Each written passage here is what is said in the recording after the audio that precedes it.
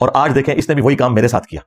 कहां की बात उठा के किस तरीके से उसे फिट की और एंड पे मासूम सी शक्ल बनाई। नहीं, वो इंजीनियर साहब के नजरियात तो वही है। नजरियात को छोड़, पहले तू माफी मांग। तूने कहा 26 नवंबर के बाद ये लॉन्च हुआ है एस्टेब्लिशमेंट की तरफ से, वो प्रोग्राम तो बढ़ गया बकौल शेर अफजल मरवत साहब के। उसके बाद जो जो इल्जाम लगाए वो सब झूठ निकले। मैं 9 मई पे बोला हूं, मैं 26 नवंबर पे बोला हूं, मैं कातलाना हमले पर बोला, मैं मिसिंग पर्सन पे बोला, मैं 8 फरवरी के इलेक्शन पे बोला, ये सारे के सारे इद्दत केस पे बोला। इद्दत पे तो मैं पूरा डिटेल लेक्चर रिकॉर्ड करवाया कि आप ये हमारी यंग जनरेशन को बर्बाद कर रहे हैं, इस किस्म के केसेस। उसकी प्रोसीडिंग मुझे तो बकायदा मैंने एजाज सैयद साहब से बात की, उन्होंने अपने एक दोस्त से मुझे पूरा वो फैसला लेके दिया जो जज ने लिखा था। उसमें इतनी गलीज गुफ्तगू थी, अल्लाह का शुक्र है अंग्रेजी में थी। हाँ, पाकिस्तानियों को शुक्र है अंग्रेजी नहीं आती और गोरों को उर्दू नहीं आती, तो गोरों के हाथ वो चढ़ गया ना अंग्रेजी वाला फैसला। तो वो मैंने सब कुछ उसको कहा कि ये गलत है। फिर मेरे पे इल्जाम ये कि मैं आलाकार बनूं। मेरे ख्याल में मैं काफी बोल चुका हूं, इसको आप कंक्लूजन की तरफ लेके जाते हैं। इमरान रियाज खान साहब ने कहा कि हम गाड़ी में बैठे हुए थे तो इस तरह क्लिप चला, वहां सारे स्टूडेंट्स इंजीनियर साहब के थे। यार, हमारे किसी स्टूडेंट ने तुम्हें मत नहीं दिया कि ये क्लिप कटा हुआ है और ये कितना पुराना है, और तुमने पकड़े पूरा व्लॉग बना दिया। अब शुक्र है समझ आ गई है, तो मैं अखलाकन ये समझता हूं कि आपको माजरत करनी चाहिए। आफ्ताब इकबाल साहब ने, जुनैद सलीम साहब ने और आपने भी किसी हद तक अपने नजरियात पे कायम रहते हुए शर्मिंदगी का तो इजहार किया कि ये इस तरह नहीं था, ऐसे था। अभी भी आपके काफी डाउट्स बाकी हैं, इंशाल्लाह जो मैंने वीडियो रिकॉर्ड करवा दी उसके बाद वो डाउट्स निकल जाएंगे आपके इंशाल्लाह ताला। मैंने बात की थी खान साहब के सियासी किरदार की, यू टर्न की, आपने उनको जाती किरदार बना दिया। तो कितना बड़ा इल्जाम है ये, तो बड़ी गिरी हुई हरकत है कि अगर मैं किसी के जाती किरदार पे इस तरीके से बोल रहा हूं, और मैं बोला भी नहीं था। आपने कहा कि पहले ये कहता था काबे की छत, अब नहीं कहता। उसी में मैंने काबे की छत पे आपके बड़े को भी चढ़ाया है, नून लीग के बड़े को भी चढ़ाया है, आर्मी चीफ को भी और चीफ जस्टिस को भी। ये भी आपका झूठ निकला। आपके आदिल राजा ने कहा था इंजीनियर साहब को बुला के ओहदा ऑफर किया गया, तो इसलिए वो बोल रहे हैं। आफ्ताब इकबाल साहब देखे, कहते हैं हमें पता चला इंजीनियर साहब पे कातलाना हमला होने वाला था, तो एजेंसियों ने रोक दिया। उसकी खिदमत में एजेंसियों ने कहां से रोका? 7 दफा तो हो चुका है। ये रोकने जोगे होते तो बाहर पकड़ते। ये हमारी अल्हम्दुलिल्लाह अपनी सिक्योरिटी होती है, इन्होंने तो हमें दी हुई है। अदरवाइज हमारी अपनी सिक्योरिटी है जो इन मामलात को देख रही होती है। तो वो इंजीनियर साहब को फाइलें दिखाएगी, और यार मैं कोई इमरान रियाज है फाइलें दिखाएंगे, खुद से बात कर दिया। तो अगर आप वाकई साफी हैं तो इस चीज का सबूत दें, अदरवाइज फिर माफी मांगे। अगर सबूत नहीं आपके पास तो आप मेरी गुफ्तगू में से ही साबित करते हैं। मैं उसमें आसमा जहांगीर की तारीफ कर रहा हूं, मैं कह रहा हूं माफी मांगनी चाहिए आसमा जहांगीर से भी, अहमद मीर से भी। जब ये बोला करते थे तो ये लोग उनको कहते थे गद्दार वतन, और उन कहने वालों में ये भी शामिल था। आप कहते माफी मांग ली, माफी तो मांग ली भाई, तो किया तो तुम लोगों ने, हमने तो कभी भी उनकी पार्टी इख्तियार नहीं की। पार्टी तो तुमने बदल के हमारे साथ आए हो। तुम्हारा बड़ा भी महात्मा भी अब इस तरफ आया है, पहले तो उनकी जुबान बोल रहा था। हम तो कभी भी वैसे नहीं रहे, हम तो मौला अली की तरह अल्हम्दुलिल्लाह हमने तो शऊर की आंखें खोली है। काफिर से मुसलमान नहीं हुए वे, यानी उधर से इधर नहीं आए हुए, इधर ही थे हमेशा।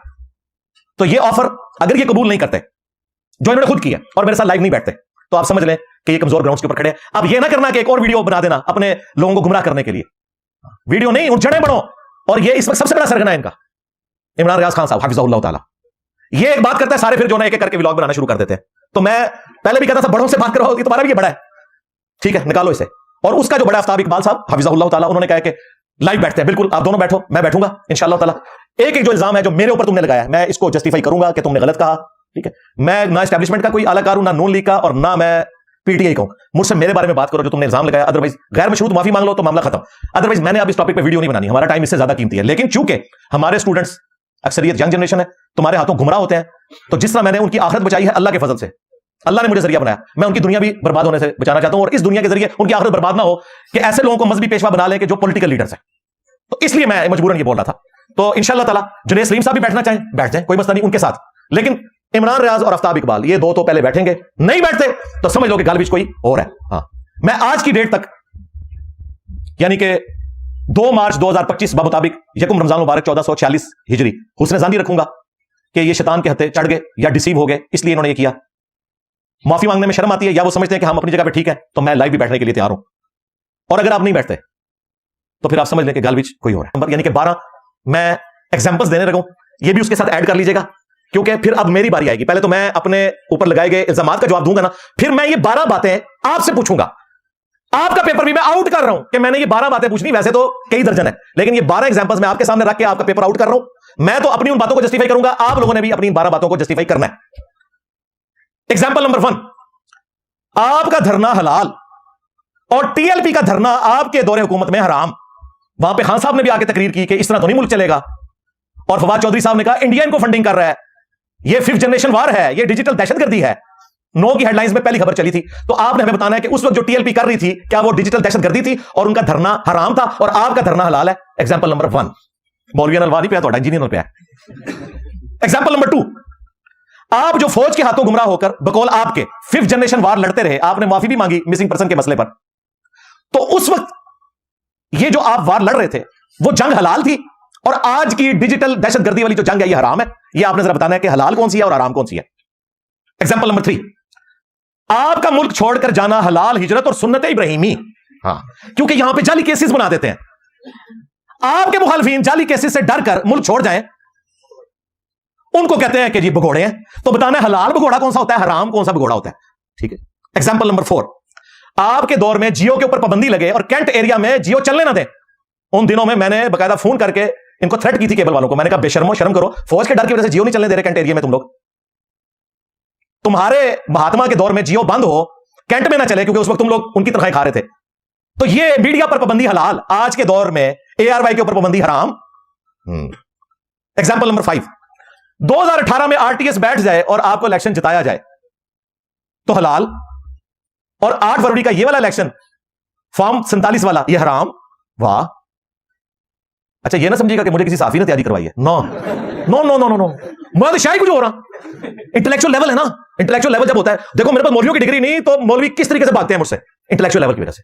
ये मेरी ऑब्जर्वेशन है, मैंने उलमा से ही सीखा है, उन्हीं की किताबें पढ़ी हैं, उन पर मुसल्लत हूं। इन्हीं सारे साफियों से मैंने सीखा, इन पे मुसल्लत हूं। ये सारी एग्जांपल जो मैंने बैठ के, ये एक दिन में मैंने सारा अपना लेक्चर लिख लिया था। मैं इंतजार कर रहा सी कि इतवार आए तो मैंने मंजी ठोका। मनु पता है मैं दिहाड़े किस तरह कटे ने एक वाइज लेक्चर है, 3 दिन पहले लिख लिया सी। वैसे मैं आखिरी दिन बाजू का स्ट्रांग रूम में ना, यहां अंदर आने से पहले अपना लेक्चर लिख रहा था कि आज मैं चलो ये बयान कर देता हूं। लेकिन इतने वाटी बड़ा सी, क्योंकि इन्होंने मेरी क्रेडिबिलिटी लूज करने की कोशिश की है। मुझे ये गाली दें कि मैं बनु उमैया का हूं, तो ये मैं बर्दाश्त नहीं करूंगा। मुझे मौला अली का शिया के और के उसमें गुलूफ करता है, ये तो बर्दाश्त करूंगा। मुझे तुमने एस्टैब्लिशमेंट का बंदा कहा, जबकि तुम लोग थे, और आज तुम मेरे मजहब पर आए, तुम्हारा बड़ा मेरे मजहब पे आया। ठीक है। एजाज सैयद और मतीउल्लाह जान तो मुझे आके मिले थे ना, उस वक्त तुम लोगों ने ट्रोलिंग की थी कि ये तो फौज के खिलाफ बोलते हैं, ये उनके आलाकार हैं। आज जो है वो हर जगह मतीउल्लाह जान हो रही है, एजाज सैयद हो रही है, बल्कि इनके कॉन्फ्रेंस में उन्होंने लेक्चर दिया आके। एग्जाम्पल नंबर 6, आपका कंटेनर पर मजहबी टच देना हलाल, और वो टच इतना खतरनाक हुआ कि एजाज चौधरी साहब जमात इस्लामी से ताल्लुक है, दीनदार आदमी है, अभी तक 9 मई के केस में अंदर है, उनकी जमानत भी नहीं हो रही। यार उस बंदे ने देखो अपने लीडर की मोहब्बत में अपनी आखिरत बर्बाद की। मौदूदी साहब का साथी होकर उसकी मौजूदगी में एक बच्चा वहां पे कह रहा है कि दुनिया में 2 खुशनसीब मां बाप हैं, एक सैयदा आमना और सैयदना अब्दुल्ला रज़ियल्लाहु अन्हुमा व अलैहिमुस्सलाम, जिनका बेटा मोहम्मद रसूलुल्लाह थे। उनके बाद अगर कोई खुशनसीब है तो वो इमरान खान साहब के वालिदैन है। अस्तगफिरुल्लाह। और किसी ने उसे मना नहीं किया, इस पे कोई ब्लाग नहीं आया इनका कि क्या हो रहा है, तुम्हारा मजहबी टच हलाल। और मौला फजल रहमान साहब जब मजहबी टच दें यहूदी एजेंट के नाम के ऊपर या खत्म नबूवत के नाम के ऊपर, TLP मजहबी टच दे खत्म नबूवत के नाम के ऊपर सल्लल्लाहु अलैहि वसल्लम, तो वो मजहबी टच हराम जी। एग्जाम्पल नंबर 7, आपका सेम पेज हलाल और आज शहबाज शरीफ साहब का सेम पेज हराम। और देखें जुनैद सलीम साहब ने अपने ब्लॉग में कहा कि इंजीनियर साहब कह रहे हैं कि जी शहबाज शरीफ से बेहतर वज़ीर आज़म ही कोई नहीं है। यार इन लोगों का इंटेलेक्चुअल लेवल देखो। और मैं तो टॉन्ट करवा रहा था कि पहले इमरान खान को उन्होंने पाला था, लेकिन वो उतना फरमाबरदार नहीं था जितना अब मिल गया।